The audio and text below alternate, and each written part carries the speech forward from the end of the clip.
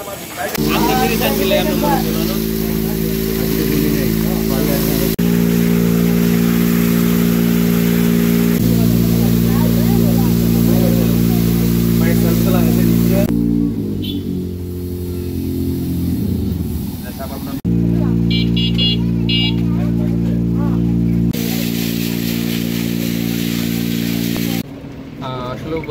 আমাদের আজকে বিজ্ঞ নির্বাহী ম্যাজিস্ট্রেট জনাব মিল্টন রয় স্যার যে কথাগুলো বললেন, আপনারা জানেন যে এখানে আমরা গত মাসেও আমরা ড্রাইভ দিয়েছি। তো আমাদের এই ড্রাইভটা অব্যাহত থাকবে এবং আপনাদেরই তথ্যের ভিত্তিতে আসলে এখানে আসা। তো আমাদের আসলেও সিস্টেমের কিছু যে ড্রব্যাকস রয়েছে, সেই ড্রব্যাকসগুলো যেমন এই যে তাৎক্ষণিকভাবে যে এঙ্গেজ হওয়ার যে বিষয়টা, আমরা চাই যে আমাদের সিস্টেমটা আপডেট হলে আমরা আরও ইমিডিয়েটলি ব্যবস্থা নিতে পারবো। যেহেতু আমরা ইনফরমেশনের ভিত্তিতে আসি, দেখা যায় যে আমাদের আসলে এঙ্গেজমেন্ট হতেও একটু সময় লাগে। তো আশা রাখি এই জিনিসগুলো আমরা আগামীতে ক্লোজ করতে পারবো এবং এখানে যারা জড়িত তাদের নাম আমরা তথ্য পেয়েছি।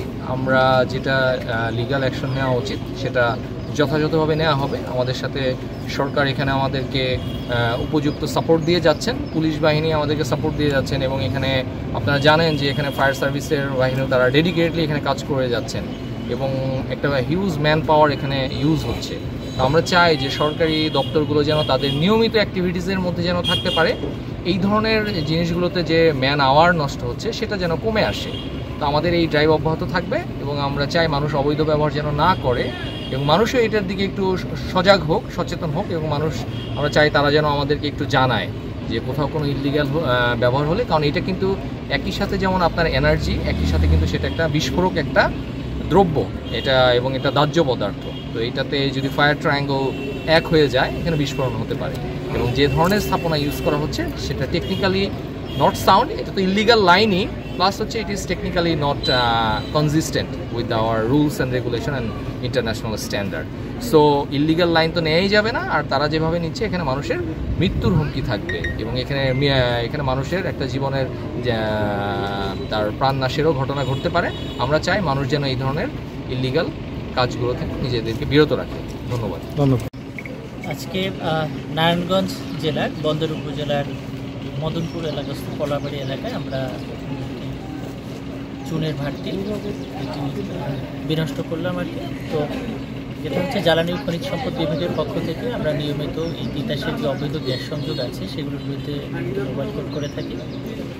তো আমাদের এই অবৈধ গ্যাস সংযোগের সবচেয়ে বড় ব্যবহার নারায়ণগঞ্জ অন্যতম। তো এখানে আমরা গত মাসেও এখানে এই একই স্পটে এই চুনের ভাটিটি একটি অপসারণ করা হয়েছিল।